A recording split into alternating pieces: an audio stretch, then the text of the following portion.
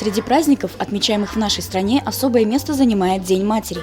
Ежегодное проведение мероприятий, посвященных этому дню, стало доброй традицией в нашем городе. Администрация и учащиеся 8-й школы тоже не обошли это событие стороной и провели праздничный концерт для своих мам. Разрешите поздравить всех мам, матерей с этим прекрасным светлым праздником. Желаю им крепкого здоровья, семейного благополучия и чтобы они всегда гордились своими чадами. В фойе перед актовым залом ученики представили гостям концерта красочные стенгазеты с поздравлениями и фотографиями мам. Творческие номера ребят были наполнены любовью, радостью и признанием.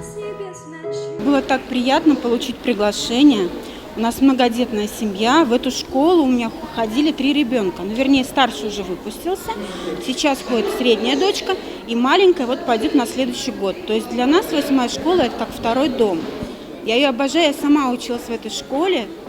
Для меня это очень важно, что сейчас нас как-то любят, приглашают. И знаете, наша школа, я считаю, очень на высоком уровне.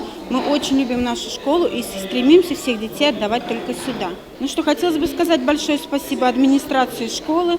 Всегда очень интересно, всегда очень нравится детям. Дети бегут с удовольствием в нашу школу. Очень много развлечений для детей.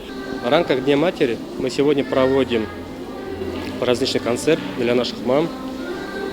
Хочется пожелать им семейного благополучия, здоровья, успеха в работе, и чтобы их дети радовали их всегда, чтобы они радовались материнству, то, что они являются мамой, и они достойны такого отношения, внимания со стороны школы, со стороны детей. Родителей сегодня много, и дети очень сильно старались, готовились. В ходе мероприятия педагогический коллектив во главе с директором наградили матерей учеников благодарственными письмами за активное участие в жизни учебного заведения. Как признаются сами виновницы торжества, праздник получился поистине светлым и добрым. Администрация школы обещает сделать это событие традиционным. Евдокия Титаренко, Алик Кадыров, Гульгина Раскильдина, телекомпания СТВ.